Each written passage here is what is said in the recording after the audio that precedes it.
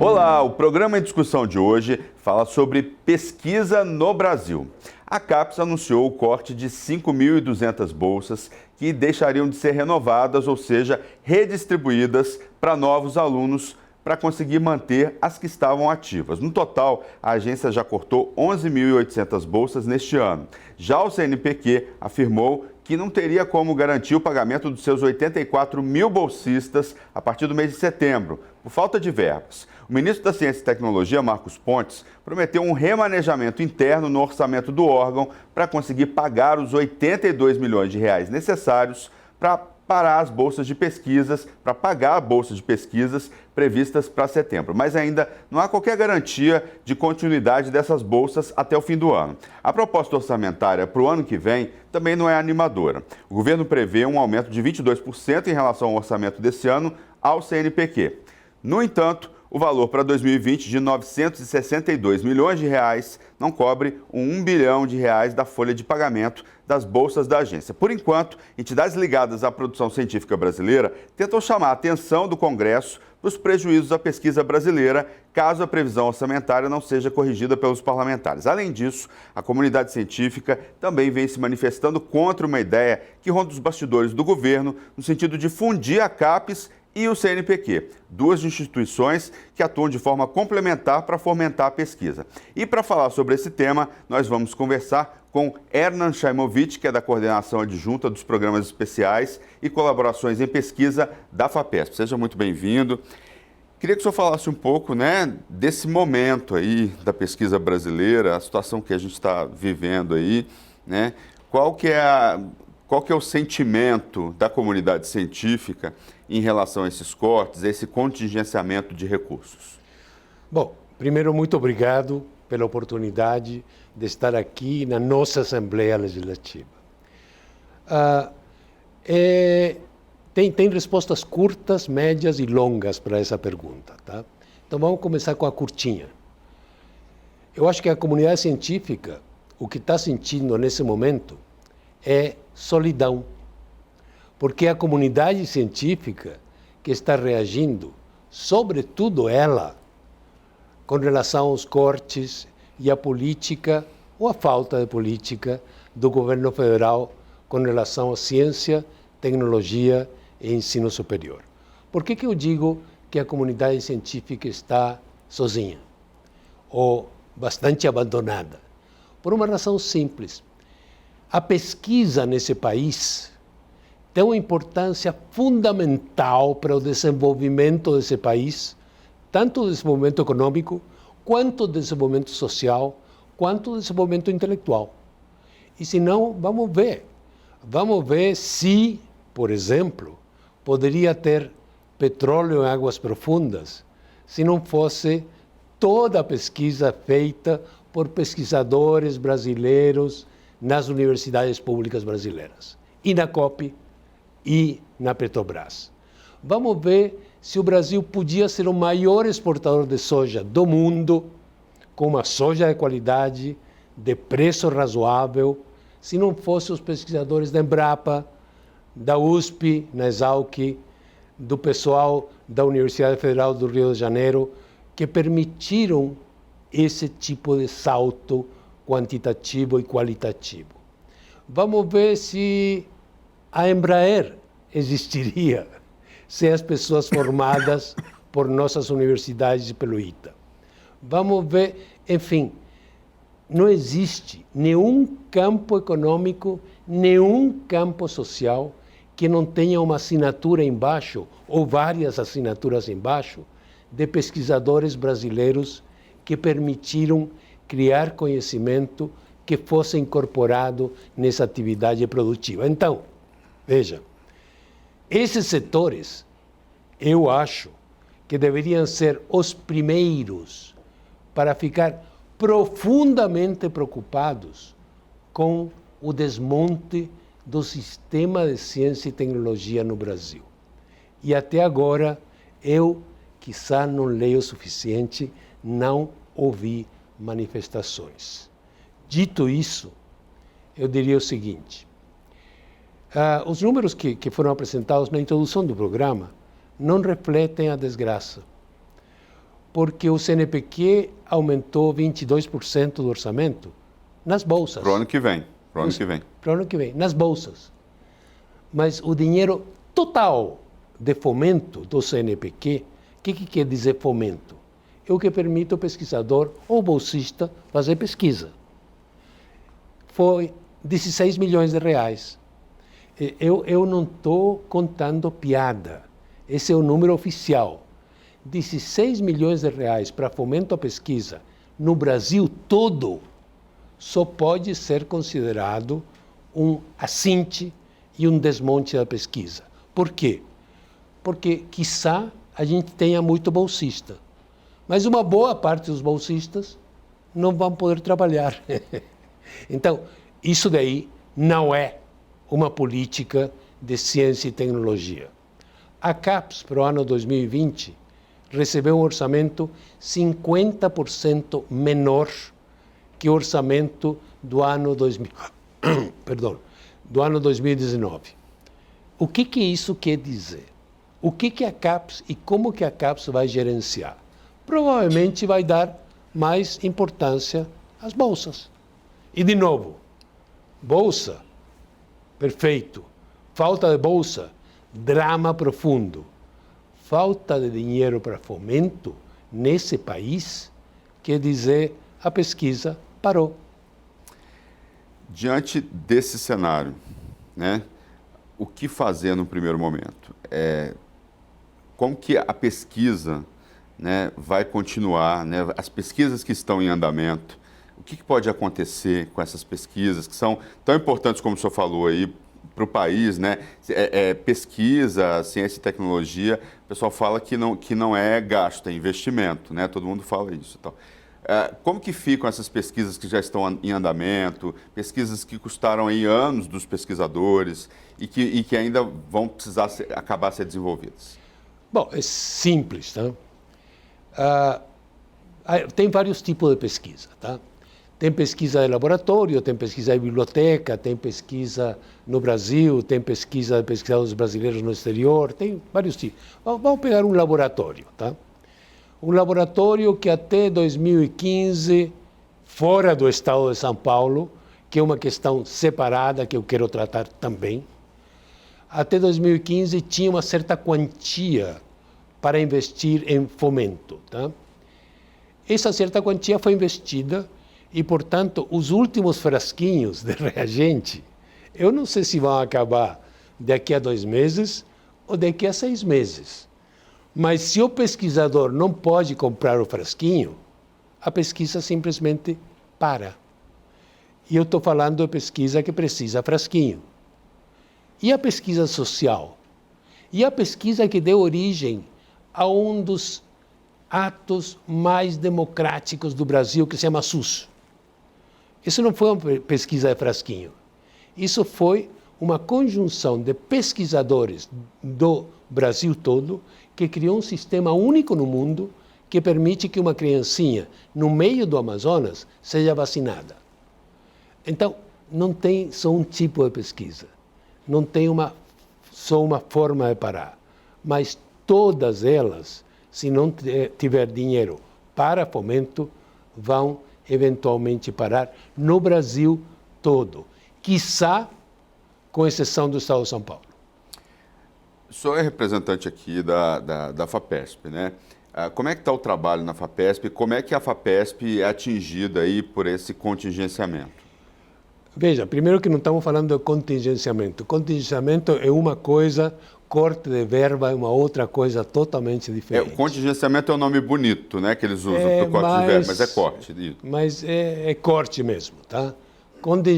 Contingenciamento quer dizer eu não deposito em setembro, quizá eu deposito em dezembro. Corte quer dizer não tem grana, tá? A FAPESP, porque a sociedade paulista tem uma relação muito especial com ciência, tecnologia e ensino superior, a FAPESP está normalmente operando e gerando uma quantidade de projetos de impacto econômico, social, cultural, que esse Estado sente todo dia. Se não fosse pela FAPESP, e a FAPESP nesse momento está operando normalmente, o ano passado saiu, acaba de sair o relatório da FAPESP do ano 2018. O ano passado a FAPESP investiu para pesquisa, pesquisa fundamental, pesquisa aplicada, pesquisa empresa, formação de pessoal, 1,2 bi. Porque está na Constituição do Estado de São Paulo que 1% dos impostos da arrecadação vem para a FAPESP. Tudo bem. Isso daí, veja, 40% é para bolsas. Isso quer dizer que, em termos de fomento, para pesquisa em empresa, em universidade, em tudo, estamos falando de mais ou menos 600 milhões de reais. O orçamento do CNPq para pesquisa, o ano que vem, é 16, 17. Então, a FAPESP está bem, obrigado. Para continuar estando bem, obrigado, temos que lembrar que quase 80% das bolsas não vêm da FAPESP nesse estado. 80% das bolsas vêm do CNPq e da CAPES. Esses bolsistas também participam em projetos que são financiados com fomento da FAPESP, porque o fomento do CNPq acabou. E, portanto, o ano que vem, se tem um corte significativo de bolsas, a pesquisa em São Paulo pode sofrer um efeito importante. Fomento vai continuar. Só que a FAPESP não pode, nem fará, se transformar num CNPq que hoje é simplesmente uma agência de bolsas. Porque sabemos que sem fomento não tem pesquisa. Agora falando da produção aí, né, das universidades paulistas, USP, Unesp, Unicamp, né, grande parte da produção hoje, a gente está falando aí de artigos, né, e outras coisas, grande parte da produção brasileira saem dessas 3 universidades, né? Na verdade, 45% da produção cultural, incluídos os artigos, sai das 3 universidades estaduais paulistas e as federais, poucas que tem no estado de São Paulo. Ou seja, praticamente metade da produção brasileira hoje. Vem de São Paulo. Qual que é a importância dessas universidades hoje para o país e da pesquisa nessas universidades para o país? Eu gosto dessa pergunta e eu agradeço essa pergunta. Para responder essa pergunta, a gente tem que olhar não só a cidade de São Paulo, mas vamos olhar Campinas. Tá? Como seria Campinas sem a Unicamp? A Campinas é o centro de produção de alta tecnologia em várias coisas, é o lugar onde nascem startups que viram unicórnios. Será que aconteceria isso sem a Unicamp?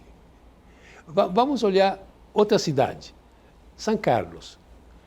Será que a cultura de São Carlos seria igual sem a USP São Carlos? Então, quando eu me pergunto como julgar o efeito das universidades no estado de São Paulo e a FAPESP, que tem uma responsabilidade quantitativamente menor, mas tão importante quanto em termos de investimento, quando eu vejo isso, eu digo, nós sabemos fazer com que a produção intelectual e a produção de gente das universidades paulistas mude a sociedade, mude a economia, mude o tipo de exportação, mude a tecnologia de um Estado. E por quê? Porque esse Estado teve a visão estratégica de apoiar dessa forma ciência, tecnologia, ensino superior, para o benefício do contribuinte paulista.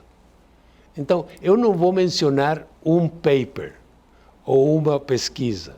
Eu quero que nós, cidadãos, olhemos para o Estado e vejamos Como seria o Estado se isso não tivesse acontecido?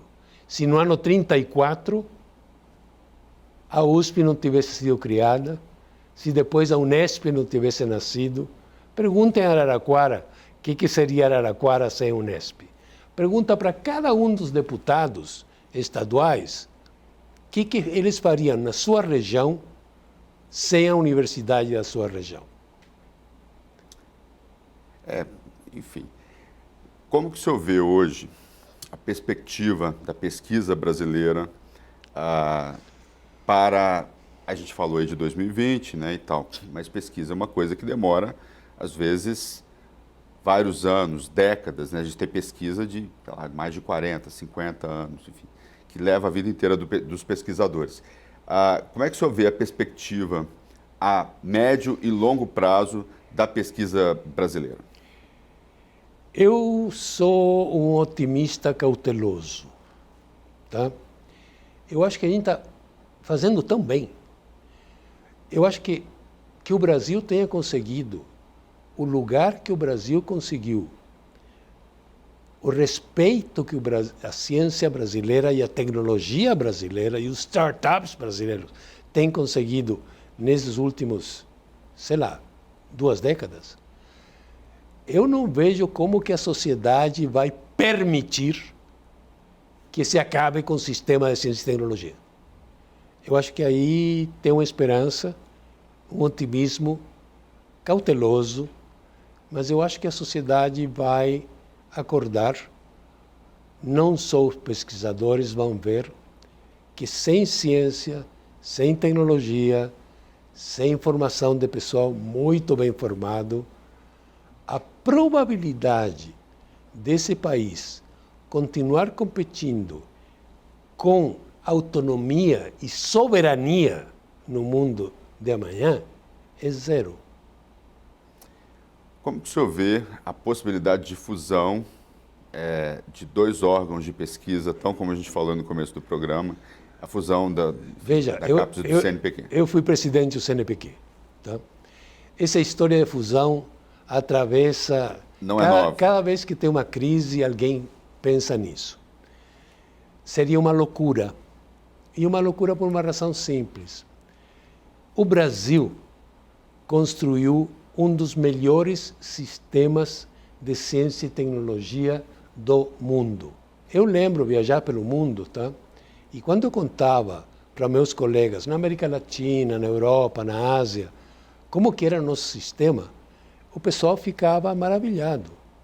Nós tínhamos fundos setoriais que atendiam às necessidades de pesquisa de setores econômicos. Nós tínhamos FINEP, que atendia necessidades de infraestrutura de instituições. Nós tínhamos CAPES, que era uma agência fantástica de avaliação da pós-graduação e dava bolsa para pós-graduação. Nós tínhamos CNPq, que permitia fomento no Brasil inteiro. E, além disso, e por causa do Estado de São Paulo, no ano 98, 88, e essa é outra história, nós tínhamos fundações de amparo à pesquisa em todos os estados que financiavam pesquisa de interesse do Estado da Federação. Então, nós tínhamos um sistema. E o sistema era bom porque era totalmente diversificado, atendendo a necessidades e especificidades claras. Hoje, esse sistema está sendo destruído. E uma das destruições mais gritantes seria fundir o CNPq com a CAPES, porque são organismos distintos que deveriam ter propósitos diferentes. Só que, na hora que o CNPq se transforma numa agência de bolsas, na hora que o fomento do CNPq chega à quantidade absolutamente absurda que chegou para o ano 20, o papo da fusão começa de novo. Se isso acontece, quer dizer que a destruição do sistema de ciência, tecnologia, inovação no Brasil está definido. Tá certo. A gente agora vai para um rápido intervalo e no segundo bloco participa com a gente o Wagner Cotrone Valente, que é diretor da agência Unesp de Inovação. Não sai daí que a gente volta já já.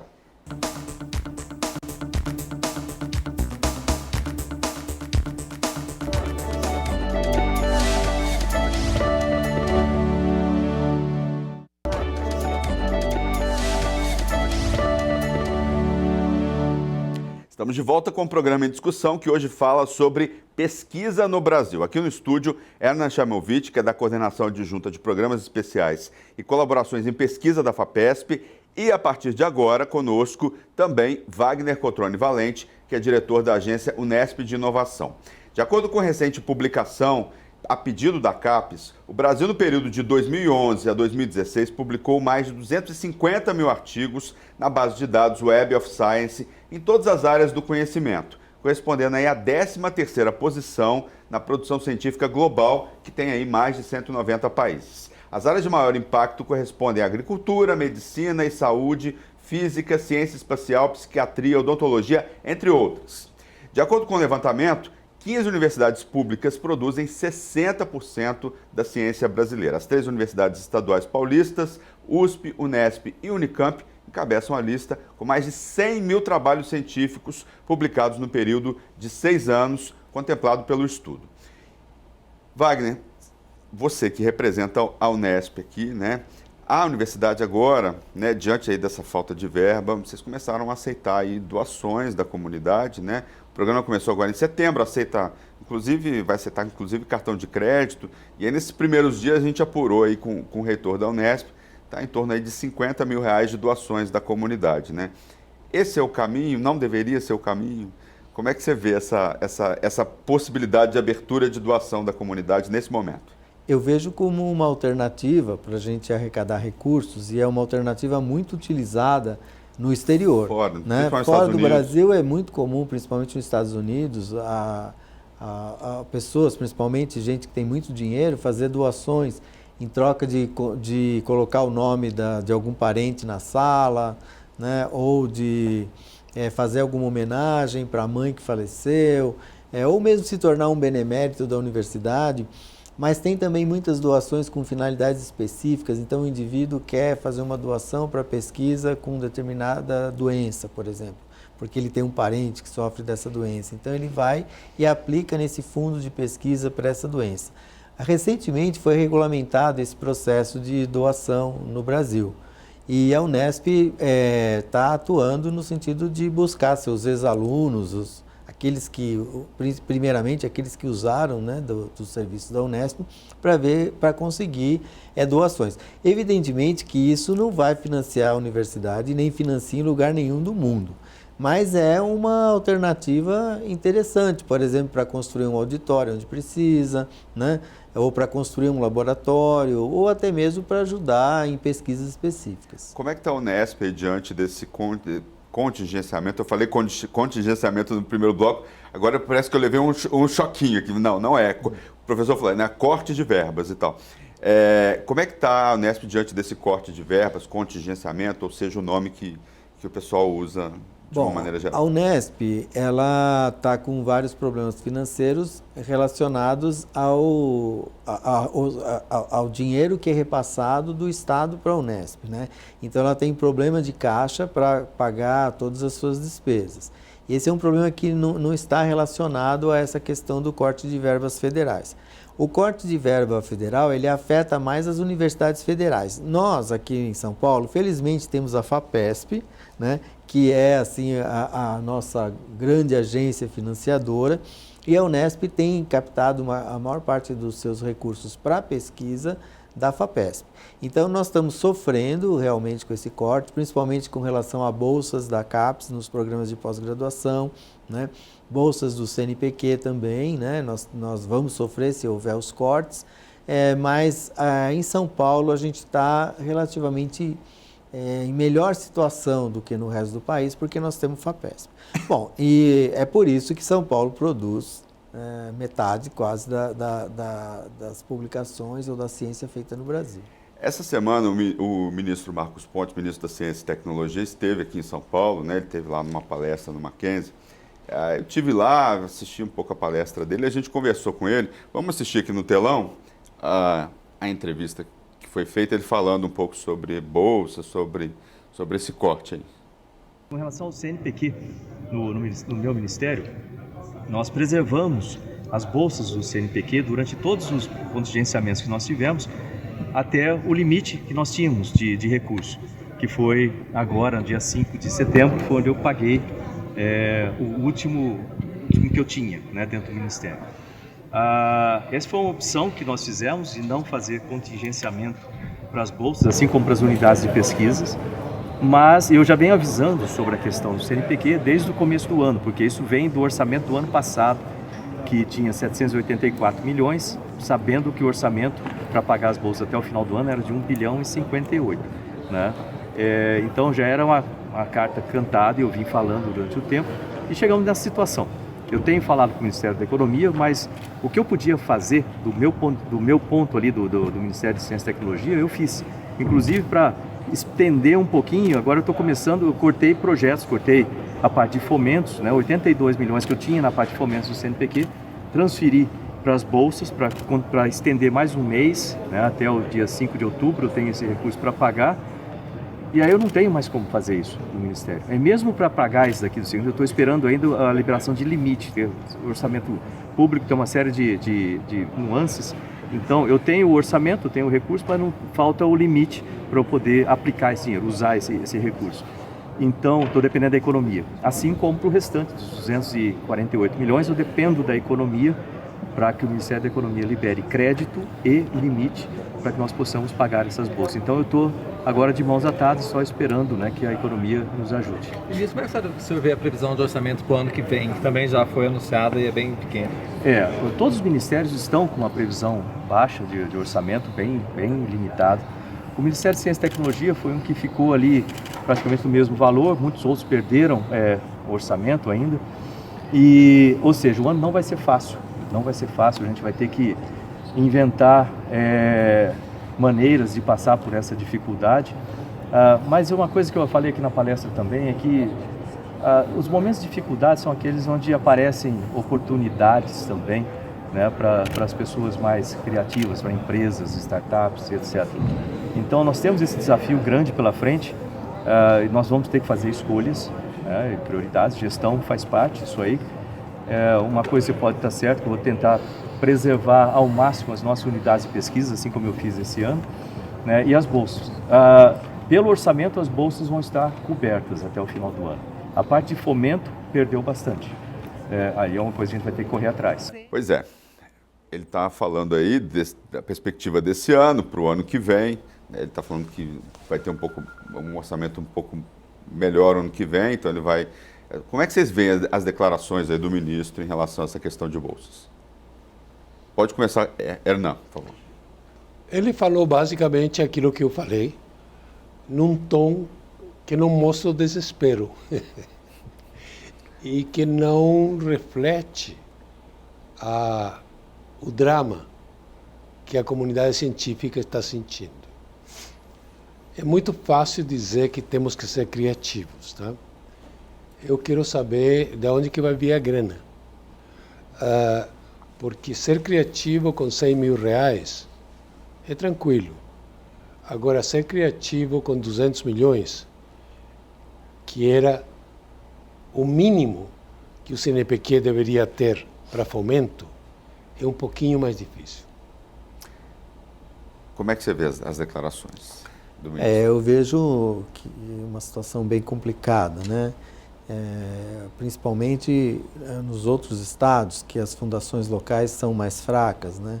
Felizmente, aqui no estado de São Paulo, a FAPESP também tem dinheiro, mas vai ficar sobrecarregado. Então, eu vejo umas... A pessoa estava dizendo que 80% das bolsas vêm do CNPq, da CAPES, no primeiro verdade, bloco. Verdade. Então, isso vai acabar sendo dirigido para a FAPESP, e a FAPESP eu acho que não vai conseguir atender, né? Não, a FAPESP não pode atender, a menos que se queira que a FAPESP vire uma agência de bolsa. Isso, concordo totalmente. É exatamente essa a ideia.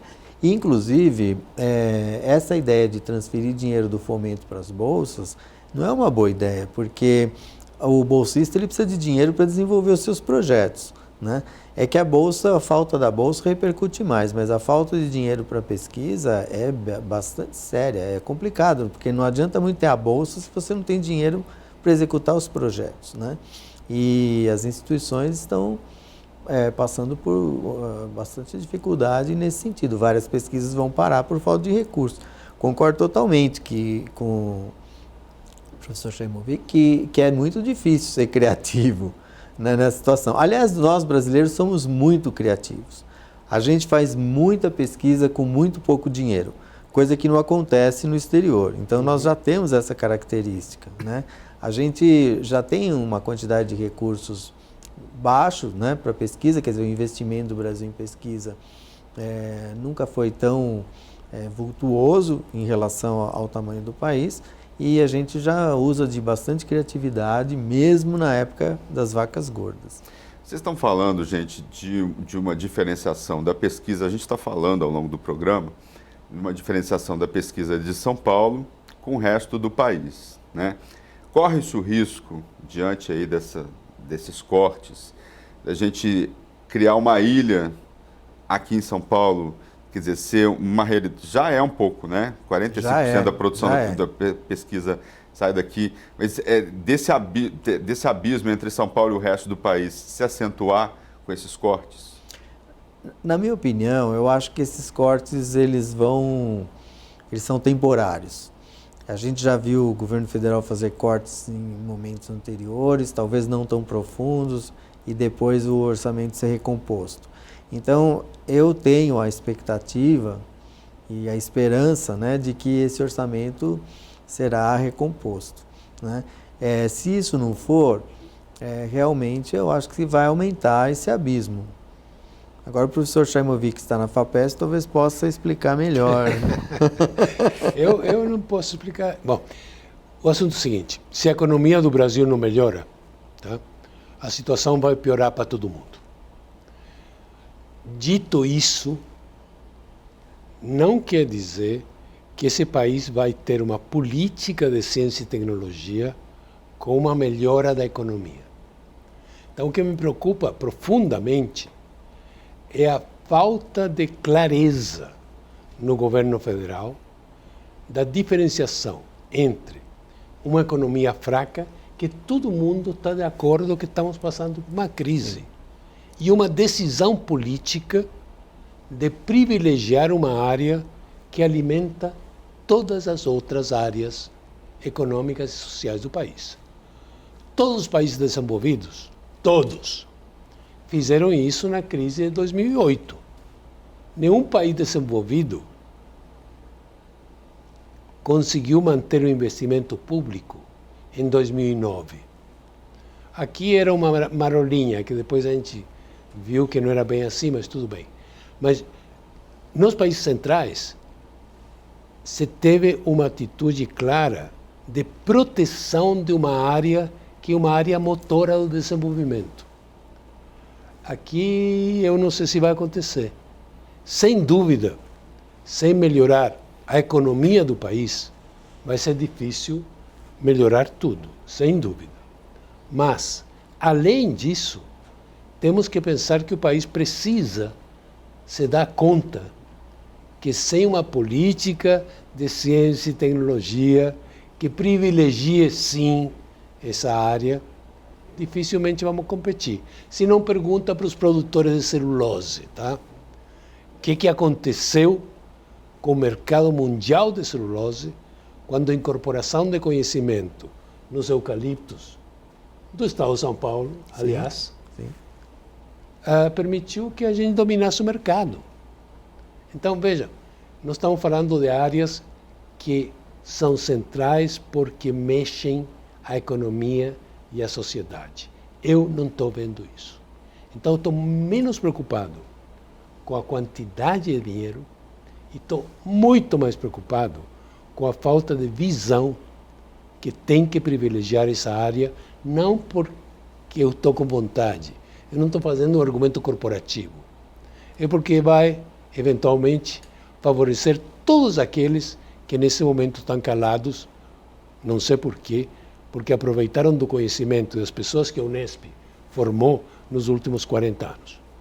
Falando de Unesp, que pesquisas importantes vocês estão trabalhando agora no momento? Dá para a gente falar sobre isso? Assim, o que vocês têm de pesquisa interessante aí no momento e como é que estão essas pesquisas diante desse corte? Não, dá para falar sim. Nós temos uma quantidade muito grande de pesquisas que são Cita alguns relevantes. exemplos. Né? Vamos falar da menina dos olhos, Isso. das meninas dos Não, olhos. por exemplo, já que foi da citado o Unesp. eucalipto, a Unesp é muito forte nessa área de eucalipto. Né? Vários trabalhos de genética, controle de pragas, enfim, uma série de pesquisas estão em andamento, né? E já foram realizados, financiados pela FAPESP, a maioria delas, que levou o Brasil a esse domínio nessa área de celulose. Na verdade, se a gente for olhar, a economia do Brasil depende muito do agronegócio, é totalmente dependente do agronegócio. Né? A balança de pagamentos nossa é dependente do agronegócio. E praticamente toda a tecnologia que é usada no agronegócio foi desenvolvida no país. É tecnologia desenvolvida aqui. Né? A Unesp é uma das mais fortes do país na área de agricultura, né? Na área também de aquicultura, que é uma área muito promissora para o país. Nós temos 12% de toda a água doce superficial do planeta, nós temos uma área marinha maior que a Amazônia, então não precisa desmatar a Amazônia para produzir energia ou produzir alimentos, porque a gente pode produzir no mar com baixíssimo impacto ambiental. A gente estava discutindo outro dia no programa sobre a Amazônia, o solo da Amazônia não adianta desmatar a Amazônia. Não adianta, vai virar exatamente. Deserto, né? É uma área que a Unesp é muito forte, a Unesp é líder em aquicultura no país, né? E nós estamos sofrendo sim, porque nós temos projetos financiados pela FAPESP, mas muitos projetos financiados pelo governo federal também, e esses aí estão com cortes. Né? Nós temos, por exemplo, na área de saúde, projetos muito importantes que estão se transformando em produtos, como, por exemplo, uma substância cicatrizante que vem sendo pesquisada há mais de 20 anos, e hoje isso é um produto que cicatriza feridas de difícil cicatrização. Como que chama essa substância ou o produto? O produto a gente costuma chamar de cola de fibrina, né?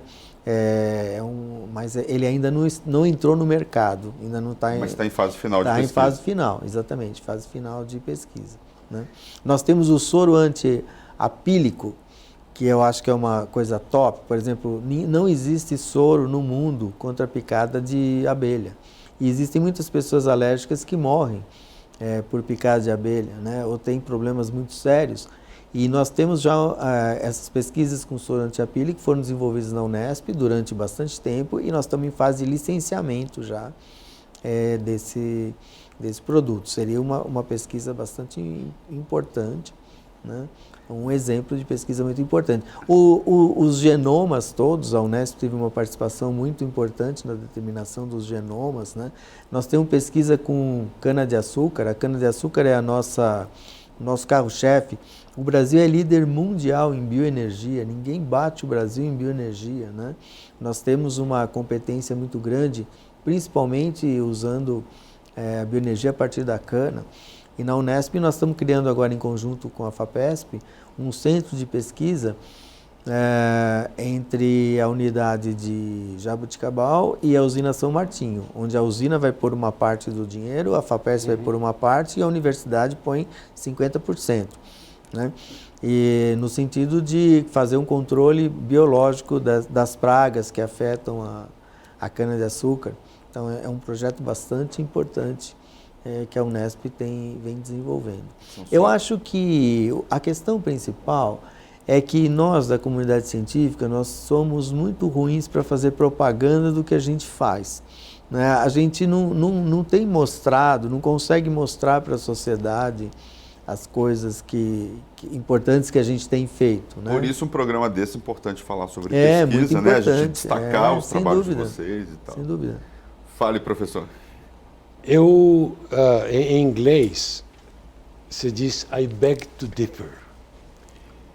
Eu tenho insistido que quem tem que defender o que a gente faz e quem tem que fazer propaganda do impacto daquilo que a gente faz, não somos nós.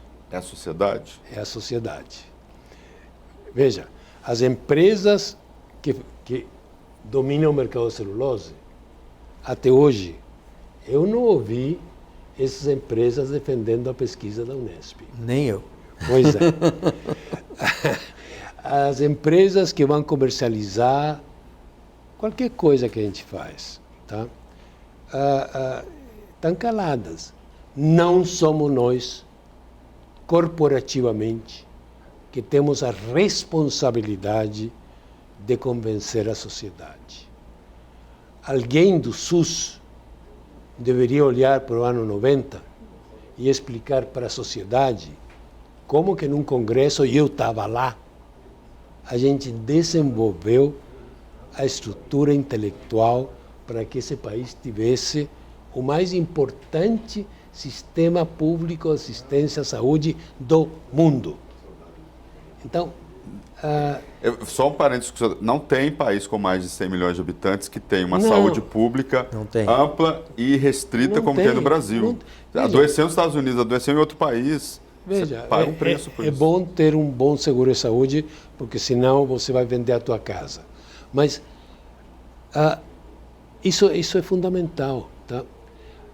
E tem avanços do conhecimento extraordinários que não têm nenhuma aplicação hoje e que são igualmente importantes. Se não, veja a participação dos físicos da Unesp na física de alta energia. Tá? Não sei em que vai ser aplicado isso. Mas também temos que falar de centros como o núcleo de estudo da violência, que é o lugar onde você tem dados que são confiáveis internacionalmente sobre a violência no estado de São Paulo e no país. A gente é tão carente de estatística no Brasil. Né, Enfim, veja, eu insisto, esse programa tem a responsabilidade de mostrar o que a gente está fazendo, mas também tem a responsabilidade de dizer para a sociedade aqui representada, a LESP, que é o cara que é representante de São Carlos, o cara que é representante de Piracicaba, de Rio Preto, de qualquer cidade do interior de São Paulo, que sem nós, e nós não temos que defender a nossa ação, temos que exigir que a cidade de São Carlos se levante, ou Pirassununga, tanto faz, ou outras 24 cidades onde a Unesp está em 24 cidades e em muitas delas o a USP, orçamento Unicamp e Unesp cobrem 30 cidades desse estado, tá? Então, e regiões, né? E regiões. Porque envolve e toda a todas as região. regiões, sem o que a universidade... E mais importante, quiçá, o barbeiro e o dono da quitanda também dependem disso, porque são os estudantes que vão comprar lá.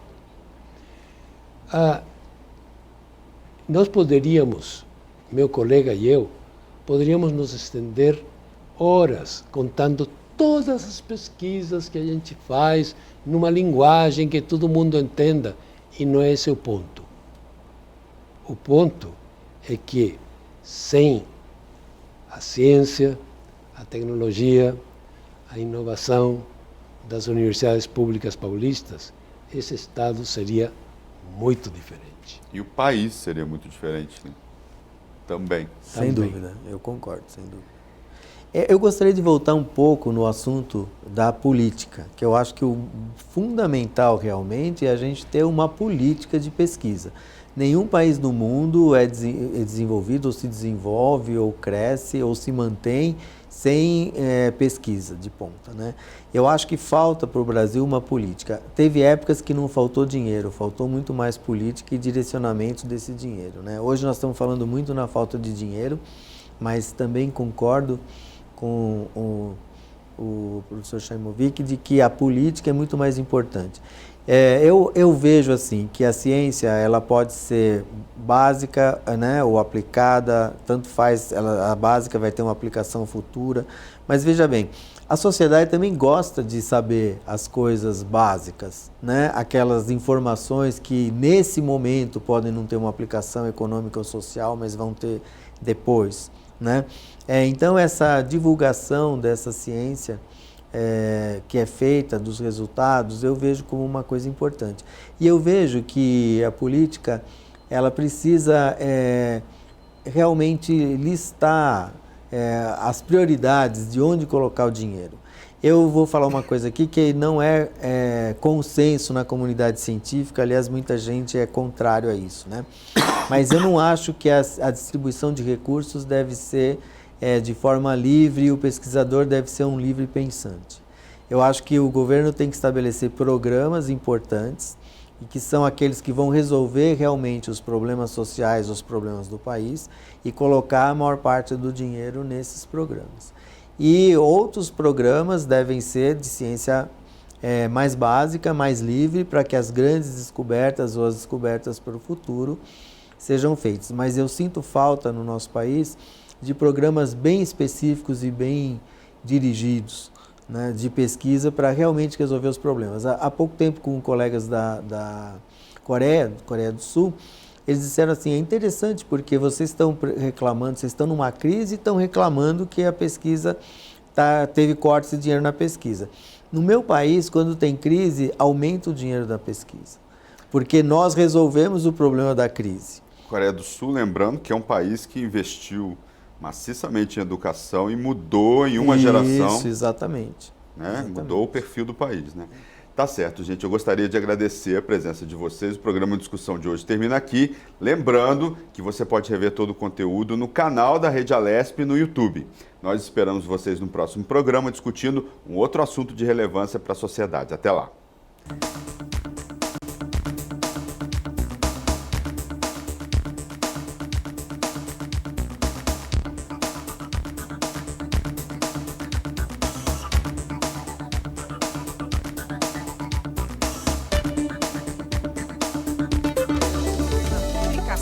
Vale a pena.